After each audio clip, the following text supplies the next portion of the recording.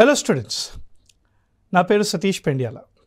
ఈరోజు మనము TSPSC group 1 ఏదైతే కొత్తగా ప్రిలిమ్స్ అనౌన్స్ చేశారో జూన్ 9th రోజున ఆ టీఎస్పిఎస్సి ఎగ్జామ్కి సంబంధించి భారత రాజ్యాంగము ఇండియన్ పాలిటీ అండ్ కాన్స్టిట్యూషన్కి సంబంధించిన కొన్ని లెక్చర్స్ అనేవి మీ ముందు టీసాట్ ద్వారా తీసుకొని రావడం జరుగుతుంది.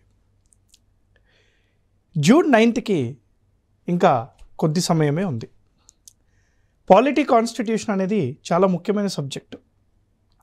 గత 2 సార్లు ప్రిలిమ్స్ గమనించినట్టయితే 12 నుంచి 14 క్వశ్చన్స్ రావడం జరిగింది. మరి ఈసారి కూడా 12 to 14 క్వశ్చన్స్ అనేవి ఎక్స్పెక్ట్ చేయొచ్చు. ఈరోజు నుంచి పాలిటీ కాన్స్టిట్యూషన్ అనే క్లాసెస్ మీకు మొదలు పెడుతున్నాను. మరి దానికి సంబంధించి ఈరోజు పాలిటీ కాన్స్టిట్యూషన్ యొక్క ఇంట్రొడక్షన్ క్లాస్, అదేవిధంగా we will also start the syllabus discussion. ఏమేం టాపిక్స్ అనేవి కవర్ చేస్తాం? పాలిటీ అండ్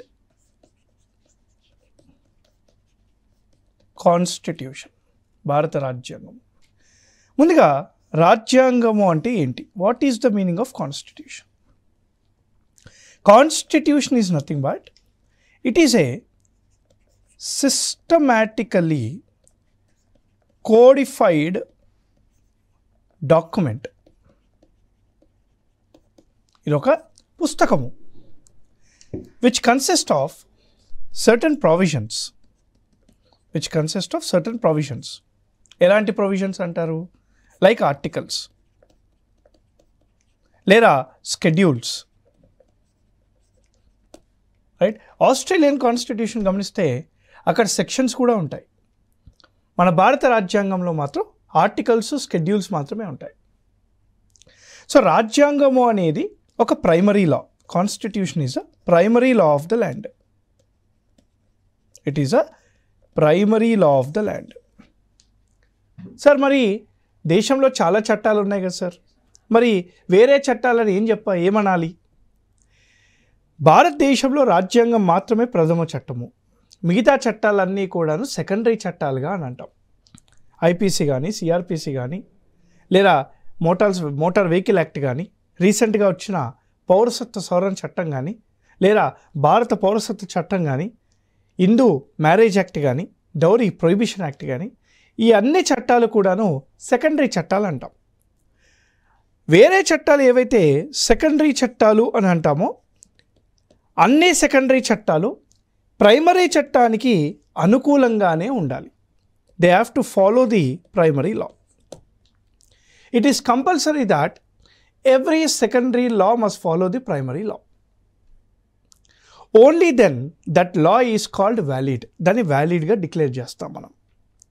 ఆ రాజ్యాంగం అంటే ఏంటో తెలిసినట్టుంది. రాజ్యాంగం అనేది codified document. It's a document which consist of certain provisions. ఇప్పుడు మనము గైడ్ లైన్స్ అని అంటాం. Constitution is like A guide line. మీరు స్కూల్లో అడ్మిషన్ తీసుకున్నారు, లేదా కాలేజ్లో అడ్మిషన్ తీసుకున్నారు. స్కూల్లో లేదా కాలేజ్లో అడ్మిషన్ తీసుకున్నప్పుడు మీకు ఐడి కార్డ్ ఇస్తారు. ఐడి కార్డ్ వెనకాల తిప్పితే రూల్స్ అండ్ రెగ్యులేషన్స్ అని రాసుంటాయి, డూస్ అండ్ డోంట్స్ అని రాసుంటాయి, లేదా డిసిప్లినరీ యాక్షన్ అని రాసుంటుంది. ఇవన్నీ ఏమంటారు అంటే మీరు ఒక విద్యార్థిగా కాలేజీలో ఎలా ఉండాలి, కాలేజ్ యొక్క రూల్స్ అండ్ విధానాలు ఏంటి, కాలేజ్ యొక్క గైడ్లైన్స్ ఏంటి, ఈ గైడ్లైన్స్నే మనం రాజ్యాంగము అని అంటాం. అదే గైడ్లైన్స్ దేశానికి పెడితే దాన్ని రాజ్యాంగము అని అంటాం. సార్, మరి రాజ్యాంగం అంటే ఏంటో అర్థమైంది. రాజ్యాంగం అంటే మీరు చెప్పినట్టు it's a document which consist of certain provisions like articles, schedules etcetera అని అన్నారు. మరి సార్, పాలిటీ అంటే ఏంటి సార్? తరచుగా చాలామంది పాలిటీని, పాలిటిక్స్ని కలిపేస్తూ ఉంటారు. పాలిటిక్స్ అనేది పాలిటీ కాదు. పాలిటిక్స్ అనేది పాలిటీలో భాగం మాత్రమే. మరి what is the meaning of polity? Polity is nothing but the application of the constitution. రాజ్యాంగాన్ని అప్లై చేసే ప్రక్రియ, అప్లికేషన్ ఆఫ్ ది కాన్స్టిట్యూషన్. రాజ్యాంగాన్ని అప్లై చేసే పద్ధతినే పాలిటీ అని అంటారు. మరి ఈ రూల్ ఉంది, ఒక రూల్ ఉంది సార్, ఒక ఆర్టికల్ ఉంది, లేదా ఏదైనా ప్రొవిజన్ ఉంది. దీన్ని మీరు అప్లై చేయాలి. అప్లై చేసే క్రమంలో ఎన్నో వ్యవస్థలను ఏర్పాటు చేసుకుంటాం, ఎన్నో ఆర్గనైజేషన్స్ స్థాపిస్తాం, ఎన్నో పోస్టులను క్రియేట్ చేస్తాం. ఈ వ్యవస్థల ద్వారా రాజ్యాంగాన్ని అప్లై చేసే ప్రక్రియనే పాలిటీ అని అంటాం. ఇప్పుడు చూడండి, పార్లమెంటు అనేది రాజ్యాంగంలో ఆర్టికల్ 79 ద్వారా ఏర్పాటు చేయబడిన ఒక వ్యవస్థ. పార్లమెంట్లో ఎంపీలు ఉంటారు, రాజ్యసభకు సంబంధించిన ఎంపీలు ఉంటారు, లోక్సభకు సంబంధించిన ఎంపీలు ఉంటారు. వాళ్ళు ఏం చేస్తారు? దేశానికి కావాల్సిన చట్టాలు చేస్తారు. అంటే రాజ్యాంగం ద్వారా స్థాపించబడ్డ పార్లమెంట్ ద్వారా దేశానికి కావాల్సిన వేరే ఇతర పాలసీలు లేదా చట్టాలు తీసుకొని రావడము, ఈ ప్రక్రియనే పాలిటీ అని అంటాం. దీన్నే మనము పాలిటీ అని అంటాం. Polity is nothing but the application of the constitution. The practical application of the constitution is called polity. ఎందుకు సార్? రాజ్యాంగం అంటే ఏంటో పుస్తకం అన్నారు, రాజ్యాంగంలో గైడ్లైన్స్ ఉంటాయన్నారు, రాజ్యాంగంలో మనకి ఆర్టికల్స్ స్కెడ్యూల్స్ ఉంటాయని చెప్పారు. మరి రాజ్యాంగాన్ని అప్లై చేసే పద్ధతిని పాలిటీ అని అన్నారు. అసలు రాజ్యాంగం ఎందుకు ఉండాలి, దాన్ని అప్లై ఎందుకు చేయాలి అని మీకు ఇంకో సందేహం వస్తుంది. రాజ్యాంగాన్ని అప్లై చేసే పద్ధతి ద్వారా మన దేశంలో ఒక సోషల్ ఆర్డర్ని క్రియేట్ చేస్తాం,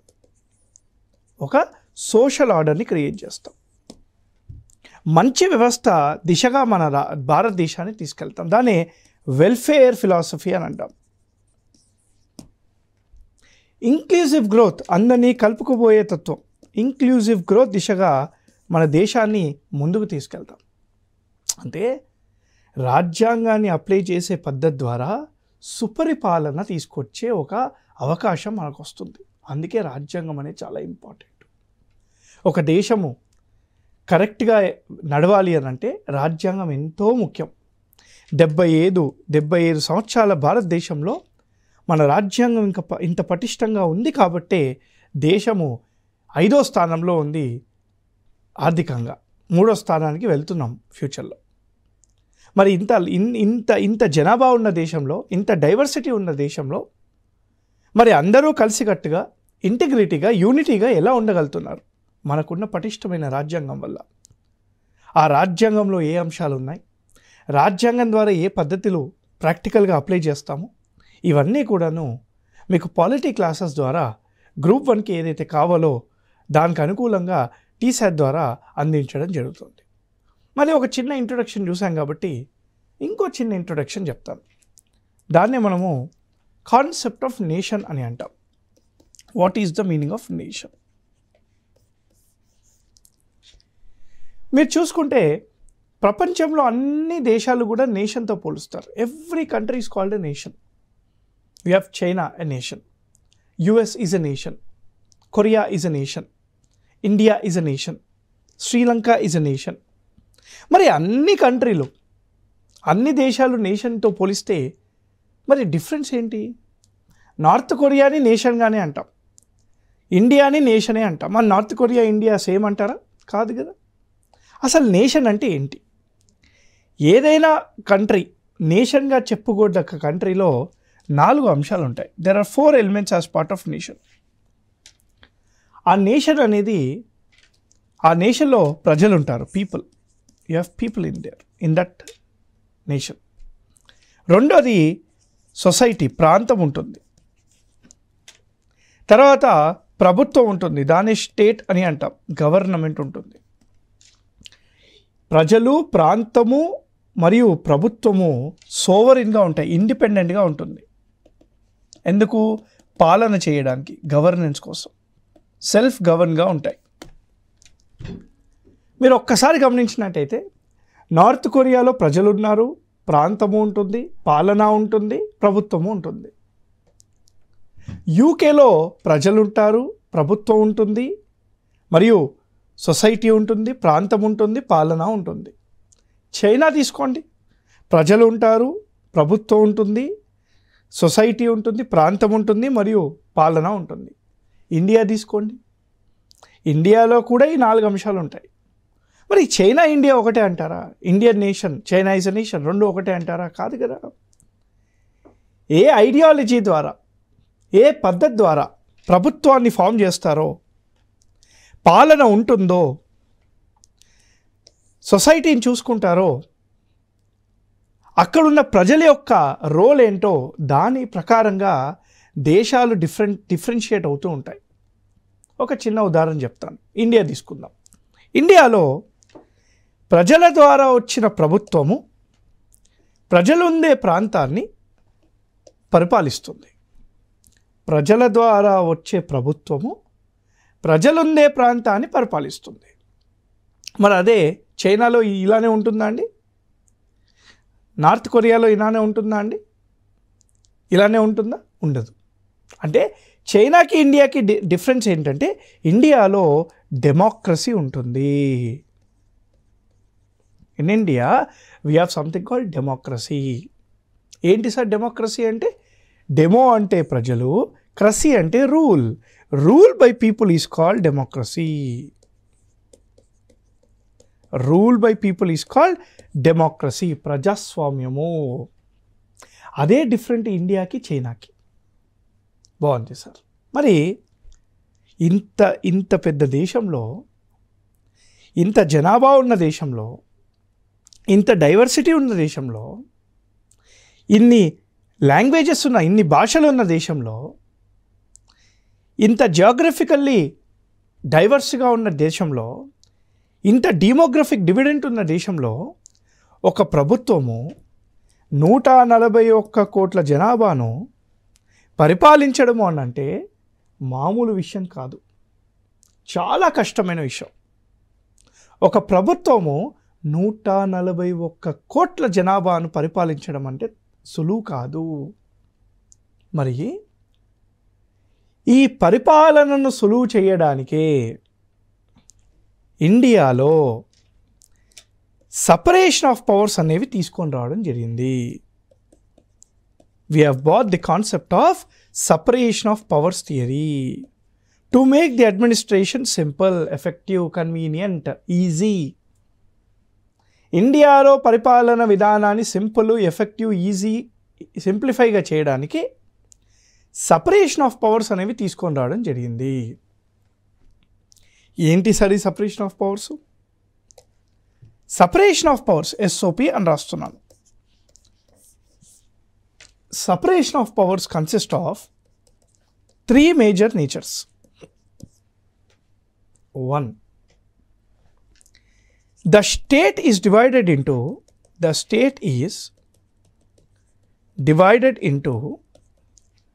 3 branches. ప్రభుత్వం అనేది 3 బ్రాంచెస్గా డివైడ్ అయింది. Each branch as its own function.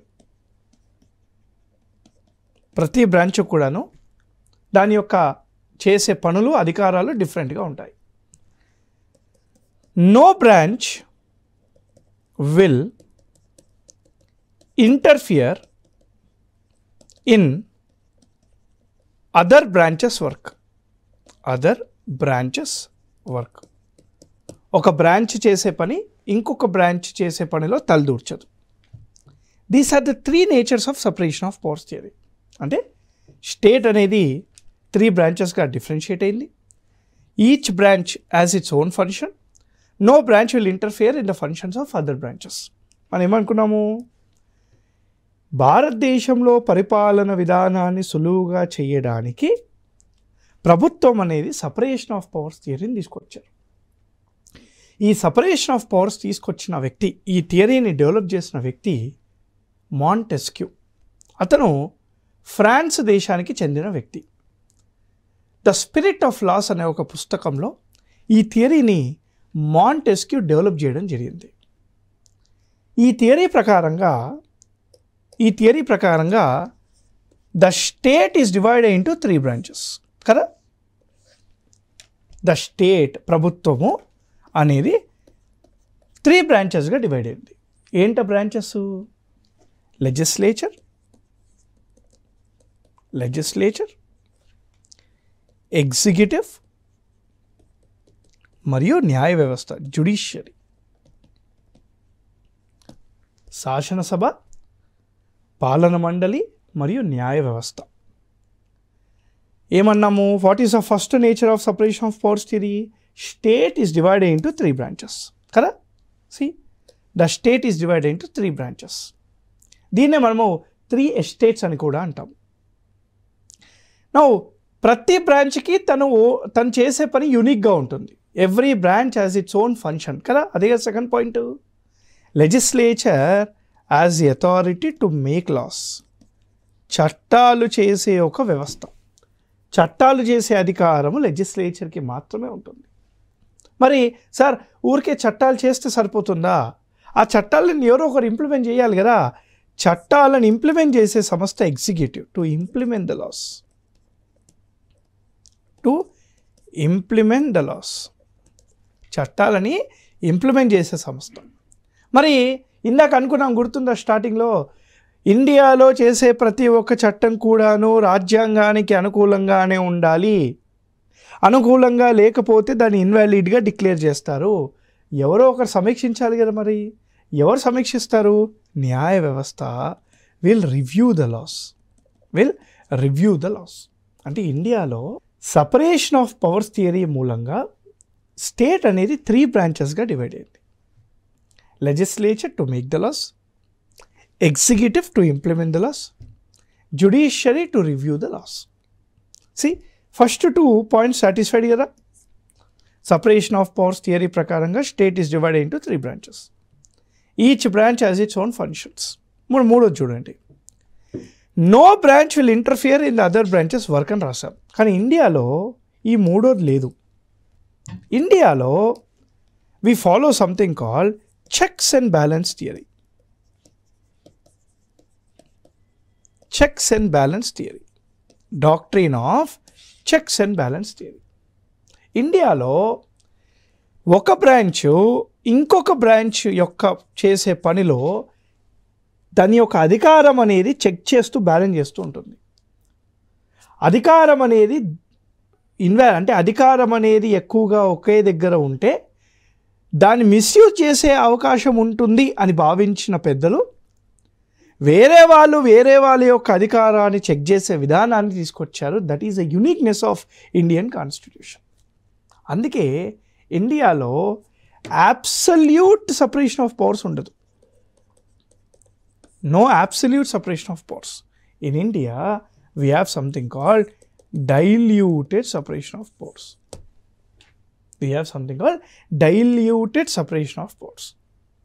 Diluted-గా ఉంటాయి అన్నమాట. అంటే I hope you understood. Constitution అంటే ఏంటో చూసాము, పాలిటీ అంటే ఏంటో చూసాము, నేషన్ అంటే ఏంటో చూసాము. నేషన్లో 4 బ్రాంచెస్ ఉంటాయి. మరియు ఇండియాలో 141 కోట్ల జనాభా, ఎన్నో లాంగ్వేజెస్, ఎంతో డైవర్సిటీ. పాలన సులువు చేయడానికి ఏం చేయాలో తెలియక ఏం చేసాము? సపరేషన్ ఆఫ్ పవర్స్ థియరీ అని తీసుకొచ్చాము. ఈ సపరేషన్ ఆఫ్ పవర్స్ థియరీ భాగంగా స్టేట్ అనేది 3 బ్రాంచెస్గా డివైడ్ చేశాం. ఒకటి లెజిస్లేచర్, ఎగ్జిక్యూటివ్, జ్యుడిషియరీ. ఇండియాలో లెజిస్లేచర్ ఎలా ఉంది? ఇండియాలో లెజిస్లేచర్ ఇన్ ఇండియా, రాజ్యాంగం అమల్లోకి వచ్చినప్పుడు in India there is a 2-tier system of legislature. The central legislature and రెండోది స్టేట్ లెజిస్లేచర్.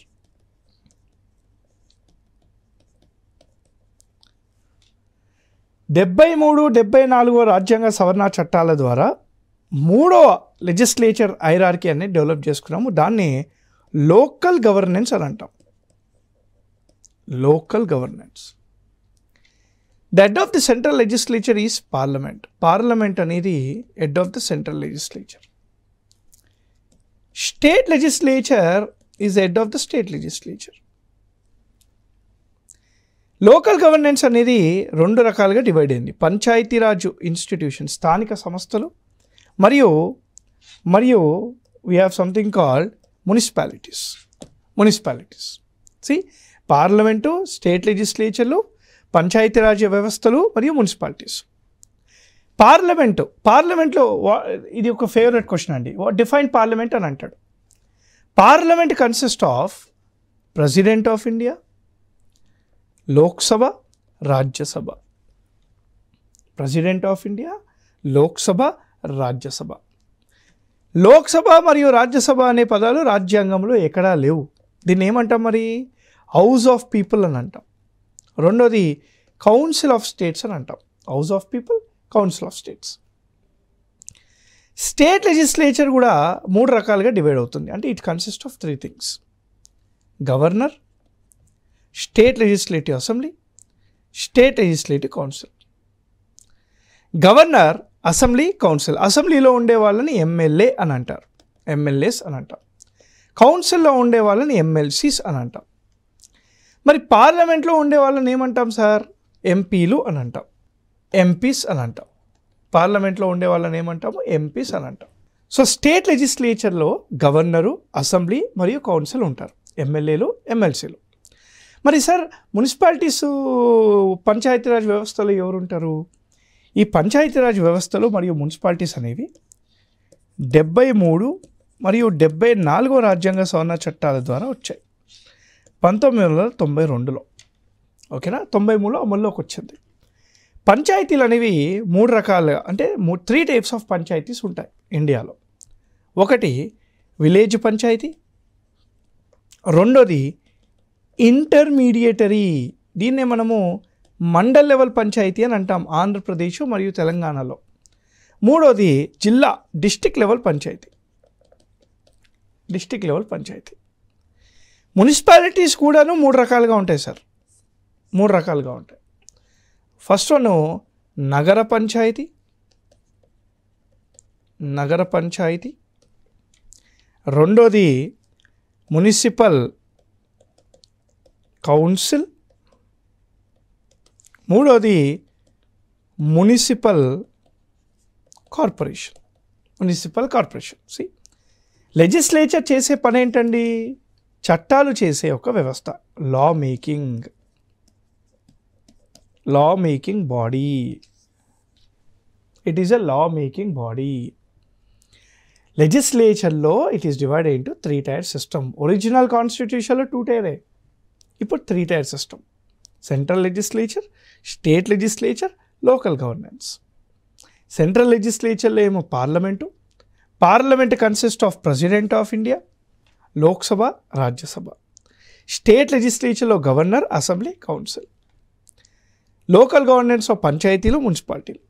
పంచాయతీలు వచ్చేసి మన village level panchayat, mandal level panchayat, జిల్లా లెవెల్ పంచాయతీ. మున్సిపాలిటీ వచ్చేసి నగర panchayat, municipal council, municipal corporation. ఇది లెజిస్లేచర్కు సంబంధించిన ఒక చిన్న ఇన్ఫర్మేషన్. మరి సార్ ఎగ్జిక్యూటివ్ సార్, ఇండియాలో ఎగ్జిక్యూటివ్ వ్యవస్థ చేసే పని ఏం చెప్పండి? చట్టాలని ఇంప్లిమెంట్ చేయడం, right? Law implementing.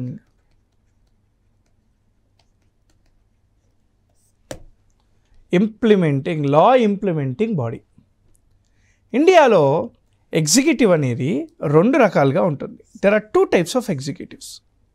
The first one is called general executive. The second one is called political executive. General executive, political executive. General executive ni permanent executive ani kuda antaru. This is also called permanent executive. Political executive ni temporary executive ani kuda antaru. Right? Evaru untaru sir dintlo? General executive consists of bureaucracy. మీరే group 1 ఆఫీసర్లు, group 2 ఆఫీసర్లు, ఐఏఎస్లు, ఐపీఎస్లు, all India services, వీళ్ళందరూ ఉంటారు కదా. Bureaucracy ఉంటుంది general ఎగ్జిక్యూటివ్లో. మరి పొలిటికల్ ఎగ్జిక్యూటివ్లో ఎవరు ఉంటారు? పొలిటికల్ ఎగ్జిక్యూటివ్ అనేది 2 రకాలుగా డివైడ్ అయింది. There are 2 types of political executive. There are 2 types of political executive. 1 second. 2 types of political executive. The union political executive, the state political executive. Union political ఎగ్జిక్యూటివ్లో ఎవరు ఉంటారంటే president of India మరియు మంత్రి మండలి, council of ministers ఉంటారు. State political ఎగ్జిక్యూటివ్లో governor మరియు state మంత్రి మండలి, స్టేట్ కౌన్సిల్ ఆఫ్ మినిస్టర్స్ ఉంటారు. అంటే president of India plus union మంత్రి మండలి, గవర్నర్ మరియు ఇక్కడ మంత్రి మండలి ఉంటారనమాట. ఈ మంత్రిమండలిలో ఎవరు ఉంటారు? ప్రైమ్ మినిస్టర్ ఉంటారు, హోమ్ మినిస్టర్ ఉంటారు, ఫారెన్ మినిస్టర్ ఉంటారు, ఎక్సెట్రా. ఈ మంత్రిమండలిలో ఎవరు ఉంటారు? సీఎం ఉంటారు, లేదా ఇక్కడ కూడా ఇరిగేషన్ మినిస్టర్ ఉంటాడు, హోమ్ మినిస్టర్ ఉంటారు, ఫైనాన్స్ మినిస్టర్ ఉంటాడు, ఎక్సెట్రా. మీరు ఒక్కసారి గమనిస్తే ఎగ్జిక్యూటివ్లో ప్రెసిడెంట్ ఉన్నాడు, మంత్రిమండలిలో ఉండే మినిస్టర్లు కూడా ఉన్నారు, కరెక్ట్? వీళ్ళే లెజిస్లేచర్లో కూడా ఉంటారండి. Prime minister is part of legislature also in India. Prime minister is also part of executive in India. President is part of the legislature in India. President is also part of the executive in India. ఎందుకు sir? ఎందుకు మంత్రిమండలి మరియు president executive మరియు లెజిస్లేచర్లో భాగంగా ఉండాలి? ఎందుకంటే India follows parliamentary democracy. India follows parliamentary democracy, parliamentary system of government. ఈ parliamentary system of గవర్నమెంట్ని వెస్ట్ మినిస్టర్ మోడల్ అని కూడా అంటారు. This is also called west minister model. దీన్ని యూకే నుంచి తీసుకొచ్చాము ఇండియాలో. అంటే యూకేలో ఫాలో అవుతూ ఉంటుంది, అది ఇండియాలో కూడా తీసుకొని వచ్చాం అనమాట. ఇండియాలో పొలిటికల్ ఎగ్జిక్యూటివ్ అనేవాళ్ళు ఎగ్జిక్యూటివ్ మరియు లెజిస్లేచర్లో కూడా భాగంగా ఉంటారు. ఇండియాలో పొలిటికల్ ఎగ్జిక్యూటివ్కి అసిస్టెంట్గా, అంటే వాళ్ళకి సహకరించే ఒక వ్యవస్థ బ్యూరోక్రసీ. ఈ ఐఏఎస్లు ఐపీఎస్లు రాజకీయ నాయకులకి, ప్రభుత్వానికి అడ్వైజర్స్గా ఉంటారు. దీన్నే మనము ఫ్యూజన్ థియరీ అని అంటాం. This is called fusion theory. What is this called? Fusion theory. ఇది executive sir. Now coming to judiciary, న్యాయ వ్యవస్థ. ఇండియాలో న్యాయ వ్యవస్థకి రెండు క్యారెక్టర్లు ఉంటాయి. There are two characters. In India judiciary is called independent judiciary.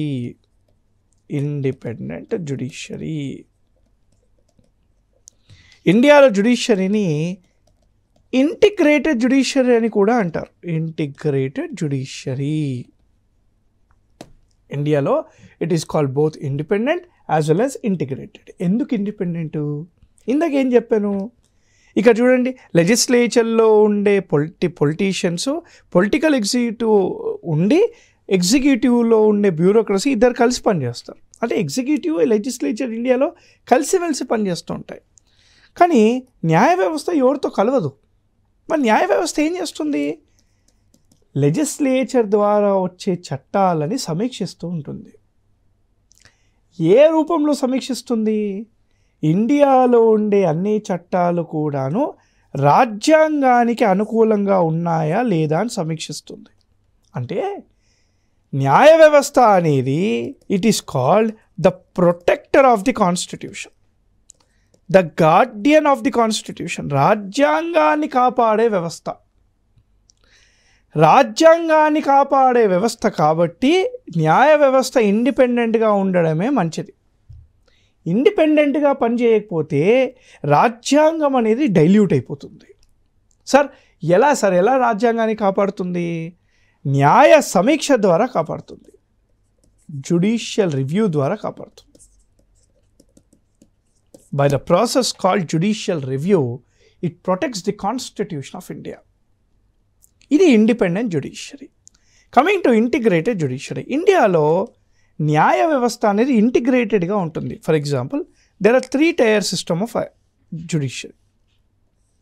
టాప్లో సుప్రీంకోర్టు ఉంటుంది, తర్వాత హైకోర్టు ఉంటుంది, తర్వాత సబార్డినేట్ కోర్టు ఉంటుంది. ఒక్క హైకోర్టు, ఒక్క సుప్రీంకోర్టు ఉంది. దేశం మొత్తానికి ఒకే సుప్రీంకోర్టు. దేశం మొత్తానికి 25 హైకోర్టులు ఉన్నాయి. 600 పైగా సబార్డినేట్ కోర్టు, డిస్ట్రిక్ట్ కోర్ట్స్ ఉన్నాయి. ఇండియాలో అన్ని కోర్ట్స్కి కూడాను అన్ని చట్టాలను సమీక్షించే అధికారం ఉంటుంది. In India every court has the authority to review and enforce any law in the country. అంటే దాని ఉద్దేశం ఏంటి సార్? పార్లమెంట్ చేసిన చట్టము ఓన్లీ సుప్రీంకోర్టే రివ్యూ చేయాలా అంటే తప్పు.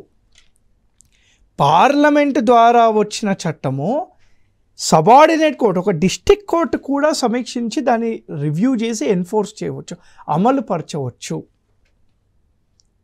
అది ఇంటిగ్రేటెడ్ జ్యుడిషియరీ యొక్క లక్షణం.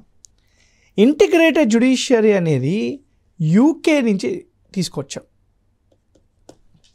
ఇండిపెండెంట్ జ్యుడిషియరీ అనేది యుఎస్ నుంచి తీసుకొని వచ్చాం. ఇండియాలో న్యాయ వ్యవస్థ అనేది both integrated and also independent. ఇది పాలిటీ యొక్క introduction, separation of powers theory యొక్క ఇంట్రొడక్షన్. నెక్స్ట్ క్లాస్లో మనము నెక్స్ట్ చాప్టర్ ద్వారా పాలిటీని పరిచయం చేస్తాం. All the very best for your exam. Thank you very much. జై హింద్.